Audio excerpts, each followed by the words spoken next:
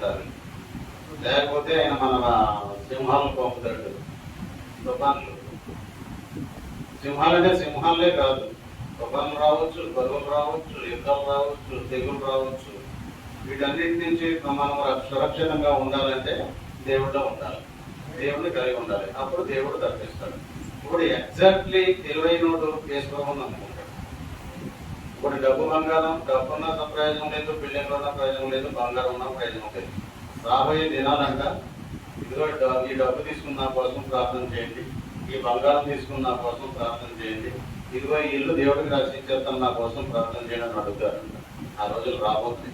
ఎందుకంటే దేవుడు తన రాకడ వరకు ప్రపంచాన్ని సిద్ధపరచుకుంటున్నాడు. ఎందుకంటే ప్రజలందరూ దేవుణ్ణి తెలుసుకోవాలి అని ఒక సువార్త సోషల్ మీడియా ద్వారా వెళ్ళిపోతుంది, టీవీ ద్వారా వెళ్ళిపోతుంది ప్రజల్లోకి. అందుకనే దేవుడు ఏమన్నాడంటే, ఎవరైతే తెలుసుకుని దేవుళ్ళకి వస్తాడో వాడు ధన్యుడు, ఎవరైతే రారో వాళ్ళు చేసి వాళ్ళని మనం కళ్ళనే చూస్తున్నాం కదా, మన కళ్ళ ముందే నశించిపోతున్నారు కదా, మన కళ్ళ ముందే నశించిపోతున్నారు, ప్రమాదాలు బారిన పడిపోతున్నారు, ఆపదలు పాలైపోతున్నారు, కూలిపోతున్నారు, లాగిపోతున్నారు. భక్తిహీనులు అనమాట వాళ్ళంతా. ఎవరంటే భక్తిహీనులు. భక్తిహీనులు దేవుడిలోకి రాని వారంతా కూడా భక్తిహీనులే, ప్రభులోకి రాని వారందరూ కూడా భక్తిహీనులే. వాళ్ళు కూలిపోతున్నారు, రాలిపోతున్నారు. మనం స్వయాన కళ్ళలో చూస్తున్నాం. టీవీలో చూస్తే హృదయం తరిగిపోతుంది. వాళ్ళు ఏమంటారు, ఇప్పుడు మేము ఏం చేయాలి, కుటుంబ సమేతంగా ఆత్మహత్య చేసుకోవాలంటుందో కాబట్టి టీవీలో. అంటే ఇప్పుడు తుఫాన్ వచ్చింది, వాళ్ళు ఏదో పెట్టుబడి పెట్టి పంట వేస్తారంట, అది మొత్తం నీళ్ళ పాలు అయిపోయింది. ఇప్పుడు మేము పరిస్థితి ఏంటి, మేము ఏం చేయాలి, మేము కుటుంబ సమేతంగా ఆత్మహత్య చేసుకోవాలంటే ఏడుస్తున్నారు. గవర్నమెంట్ వాళ్ళు ఏం చేస్తున్నారు, ఏదో కోటా రైసులు ఒక 3,000 మంచి 3,000 ఇస్తాడండి, సరిపోతా. కోటా రైసును తినడానికి అంటే బ్రతకడానికి కోటా రైసు ఒక 10 రోజులకి సరిపడగా, తర్వాత 3,000 రూపాయలు అంట. వీళ్ళ మరి లక్షల రూపాయలు పెట్టుబడి అంతా కూడా గందపాలు అయిపోయింది. ఇప్పుడు అప్పులు అవుతారు, అప్పులు ఎలా తీరుతాయి అప్పులు, అది అన్నమాట. అలాంటి పరిస్థితుల నుంచి దేవుడు విడిపించడానికి సమర్థుడు. ఇప్పుడు హైదరాబాద్ లో ఉన్నాం కాబట్టి మనం క్షేమంగా ఉన్నాం. మన హైదరాబాద్ తీసుకొచ్చింది ఎవరు, దేవుడే కదా. ఇప్పుడు ఆ గ్రామంలో ఉన్న వాళ్ళంతా పెద్ద, ఇప్పుడు వరంగల్ మునిగిపోయింది, వరంగల్ మొత్తం మునిగిపోయింది, జలమయం అయిపోయింది. ఆ పరిస్థితి ఏంటి, వాళ్ళకున్న పశువులు కొట్టుకుపోతాయి, ఆవులు, గేదెలు, గొడ్లు, మరి మేకలు, గొర్రెలు, కోళ్ళు ఇవన్నీ కొట్టుకుపోతాయి నీళ్ళలో. అసలు ఇల్లు కూడా కొట్టుకుపోతాయి. కడపలోనంట వీరబ్రహ్మేంద్ర స్వామి ఇల్లు ఉందట. పోతులోని వీరబ్రహ్మేంద్ర స్వామి ఇల్లు అక్కడ ఉంది. ఆ ఇల్లు తుఫాన్లో పడిపోయింది. అలాగా మంచి మంచి వృక్షాలు, చెట్లు నేల కూలిపోయాయి, కరెంటు స్తంభాలు కూలిపోయినాయి, రోడ్లు పాడైపోయినాయి, వంతెనలు కొట్టుకుపోయినాయి. ఎంత నష్టం అంటే వేల కోట్ల నష్టాన్ని మిగిల్చింది ఈరోజు మోందా తుఫాన్. వేల కోట్ల నష్టాన్ని మిగిల్చింది మోందా తుఫాన్. ఇప్పుడు మళ్ళీ అరేబియా సముద్రంలో మరో తుఫాన్ పట్టిందంట. ఇప్పుడు మన ఆంధ్రాకి భజన అయింది, ఇప్పుడు తెలంగాణకి భజన అన్నమాట. మన ఆంధ్రాలో తెలంగాణకి రెండింటికి భజన అయింది. ఎలాంటి అక్కడ గాలి మాత్రం వేస్తే ఇక్కడ వర్షాలు కురుస్తుంది. ఏలేమంటే ఒరిస్సాకి వెళ్ళిపోతుంది. ఎందుకంటే ఇవన్నీ బోర్డరే కదా, ఆంధ్రాకి పోతుంది, తెలంగాణకి పోతుంది, ఒరిస్సాకి పోతుంది. ఎందుకంటే ఇవన్నీ బోర్డరే. అది దిశ ఎటు మార్చుకుంటూ తెలియదు, ఎటు వెళ్ళిపోతుందో తెలియదు. మళ్ళీ ఇటు కాదు అని అనుకున్నాం. దాన్ని మేము కూడా అదే అనుకున్నాం. మాతో పని అక్కడ ఆంధ్రలో కాకినాడలో చాలా భయంకరమైన గాలి వస్తుందంటే అది దిశ మార్చుకుని ఇటు కొట్టినప్పటికీ భయంకరమైన వర్షాలకు వచ్చింది. అలా ఉంటది. ఏది ఎప్పుడు ఎలా జరుగుతుందో, ఏం జరుగుతుందో, ఏమైపోతుంది. నాకు తెలిసి 1996 లో వచ్చింది ఒక గొప్ప భయంకరమైన తుఫాను, సైక్లోన్. గాలి. మా అమ్మ తీసుకుని నేను ఒక బిల్డింగ్ లో వెళ్ళిపోయాను. మా ఇల్లు పక్క ఇల్లే కానీ అందులో ఉండడం సేఫ్టీ కాదని మా అమ్మ తీసుకుని నేను బిల్డింగ్ లోకి వెళ్ళిపోయాను. ఆ రాత్రి అది ఎంత నష్టం మిగిలిందంటే 96 లో తుఫాను కోనసీమ అంతా కూడా సర్వనాశనం అయింది. కోనసీమ ఇప్పటికీ ఆ తుఫాను ఎఫెక్ట్ సముద్రం గాలి రావడం వల్ల, అంటే ఉప్పెన కింద వచ్చేసింది, సముద్రం గాలి వచ్చింది. ఆ గాలి చెట్లు తాకి దాదాపు 20 సంవత్సరాలు కాయలు కాయలేదు. ఒక 2 ఎకరాలు కొబ్బరి తోట ఉన్నవాడి పరిస్థితి ఏంటి? ఆ తోటనే వేసుకుని ఆ తోట మీదే బతుకుతాం అనుకుంటాడు, ఆదాయం వస్తా అనుకుంటాడు. ఆ చెట్లన్నీ కూడా పోయినాయి. ఆ తర్వాత కాయ సైజు చిన్నదైపోయింది. ఎంత సైజు ఉండేది ఇంత సైజు అయిపోయింది. కాయ సైజు అయిపోయింది, కాయలు లేవు. 20 సంవత్సరాలు అంత నష్టం వస్తుంది అన్నమాట తుఫాన్ వస్తే. మరి తుఫాన్లు ఎందుకు వస్తాయంటే ఉగ్రత అన్నాడు. దేవుడు ఏం మాట్లాడాడు? దేవుని ఉగ్రత అన్నాడు. కరుణ దేవుని ఉగ్రత వల్ల వచ్చింది. తుఫాన్లు దేవుని ఉగ్రత, యుద్ధాలు దేవుని ఉగ్రతే. దేవుడు తలుచుకుంటే ఆయన సమాధానం పరుస్తాడు. దేశంలో మహాలక్షణ కలిగజేసేవాడు దేవుడు, దేవతలకు దేవుడు, ప్రకృతిని శాసించేవాడు దేవుడు, కాలములను సమయంలో స్వాధీనం అందించుకున్నవాడు దేవుడు, రాజులను రాజ్యాలను మార్చగలిగిన శక్తివంతుడు దేవుడు.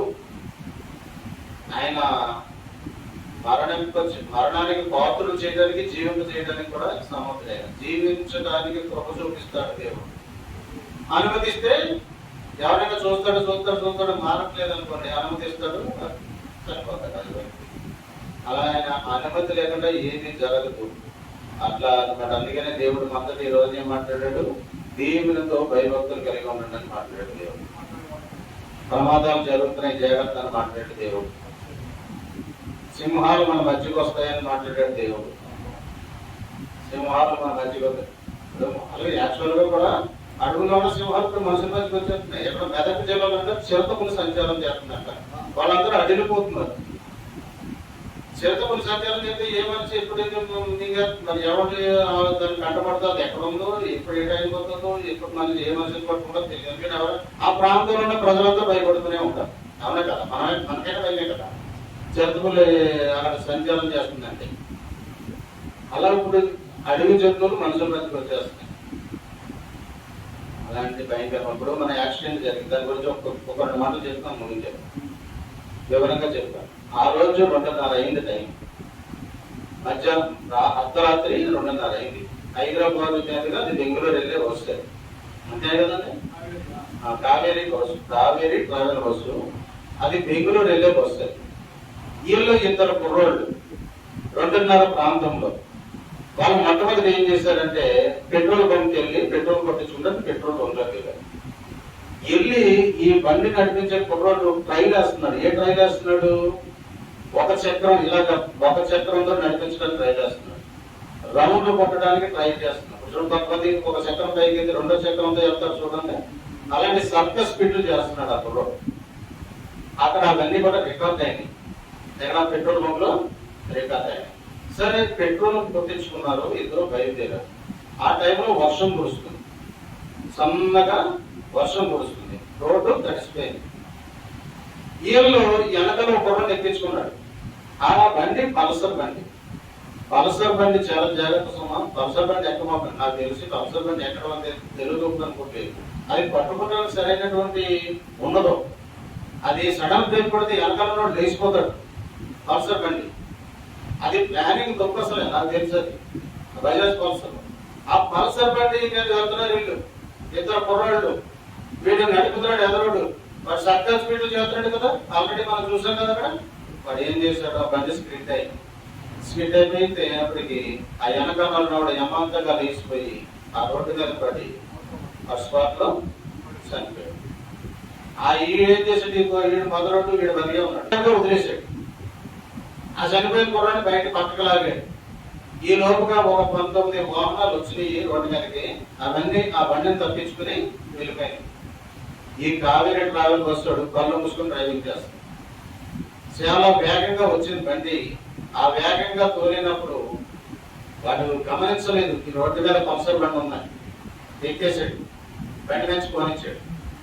ఆ బండి 2 చక్రాలకి ఎరుక్కుంది. కొంత దూరం వెళ్ళిన దాదాపు 300 మీటర్లు వెళ్ళిపోయింది ఆ బస్సు. అప్పుడు ఏం చేసింది? రోడ్డు ఈ బండి రోడ్డుకి రాసుకుని ఏమైంది? నుప్పురవ్వలు వచ్చినాయి. బండి రోడ్డుకి రాసుకుని నుప్పురవ్వలు వచ్చినాయి. అదే సమయంలో ఈ బైక్ పెట్రోల్ మూత ఓపెన్ అయిపోయింది. ఇంజిన్ పెట్రోల్ ఉంటుంది కదా, పెట్రోల్ ట్యాంకు, అది ఓపెన్ అయిపోయింది. పెట్రోల్ ఈ మంటలకి అంటుకుంది. స్పాట్ లో మంటలు ఎగిసిపోతాయి. బస్సు ముందు భాగం అంటుకుంది. అందుకనంతకి డ్రైవరు బండి మంటలో అప్పుడు డ్రైవరు పక్కన ఒక మనిషి బండి దింపారు. వాళ్ళు బండి ఆఫ్ చేసేసి కార్ ఆఫ్ చేసి దింపారు. వాళ్ళు వాటర్ బాటిల్ తోటి ఆపగలుగుతారు. ఇంకా అంత పెద్ద మంటలు వచ్చేసిన తర్వాత వాటర్ బాటిల్ తోటి దాన్ని ఆపలేదు. అలాంటి 20 లీటర్స్ వాటర్ తో ఆపే ప్రయత్నం చేస్తారు. వాళ్ళ వల్ల కాలేదు, అక్కడ పడేసారు, వాళ్ళు పారిపోయారు. ఈ బస్సులో కొంతమంది లేచారు, వాళ్ళకి వెళ్ళి కొంతమంది నిద్రపోతున్నారు. కాడు నిద్రలో ఉన్నారు. వాళ్ళు 2:30 సమయం మంచి నిద్రలో ఉన్నారు. వాళ్ళు నిద్రపోతున్నారు. సరే కొంతమంది లేచారు. ఒక రోడ్డు ఇటుకి అద్దాలు, ఇప్పుడు ట్రావెల్ బస్సులో వచ్చిన పెద్ద ప్రమాదం ఏంటంటే ఆ అద్దాలు పగలవు, ఓపెన్ కావు. ఆ బస్సు యాజమాన్యం వాళ్ళు ఈ అద్దాలు ఓపెన్ చేయాలి. వాళ్ళు దిగి పారిపోయారు. మరి ఎవరు ఓపెన్ చేస్తారు? ఎవరు లేడు ఓపెన్ చేసేవాడు. అప్పుడు వీళ్ళు ఏం చేశారు? వీళ్ళు సాయం మొత్తం మీద ఎలాగో కష్టపడి ఒక గ్లాసుని మొదలు పెట్టారు. అందులోంచి ఒక 20 మంది బయటకు దూకేశారు. ఒక అతను మట్టికి 10 మందిని సేవ్ చేశాడంట. ఇందులో కొంతమంది మళ్ళీ వీడియో తీస్తున్నారంట, కానీ ఈ ప్రమాదం రంగాలను రక్షించే ప్రయత్నం చేయలేదు. వీడియో తీస్తున్నారంట. అసలు ఎంత దౌర్భాగ్యం ఒకసారి ఆలోచించండి. వీడియో తీసే సమయం అనేది ఒక మనిషిని కాపాడు. ఒక మనోడు మాత్రం 10 మందిని బయటికి నెట్టాడంట. ఆ కుర్రాడు ఫోటోలు కూడా వేశారు. ఫోటో వేశారు. ఆ కుర్రాడు ఫోటో మొత్తం మీద 20 మంది బతికారు, 19 మంది సజీవదానం అయిపోయింది. అది బస్సు ప్రమాదం. ఆ రకంగా బస్సు ప్రమాదం జరిగింది. ఇక్కడ మొట్టమొదటి వాళ్ళు చేసిన పొరపాటు ఏంటి? పల్సర్ బండి తీసుకోవడం. రెండవది ఏంటి? వీడు సర్కస్ స్పీడ్లు చేయడం. చోట చాలా మంది ఫోన్ ఎలా పెట్టుకుని 2-3 ఎక్కించుకున్నాడు. ఎత్తెక్కినప్పుడు కూడా ఈ ఫోన్ తీయటాడు. ఎత్తెక్కినప్పుడు కూడా ఎంత నిర్లక్ష్యంగా అంటే ఆడు బాగా ఉంటాడు, మంచోడు, వాడి వల్ల మంచోడు బలైపోతాడు.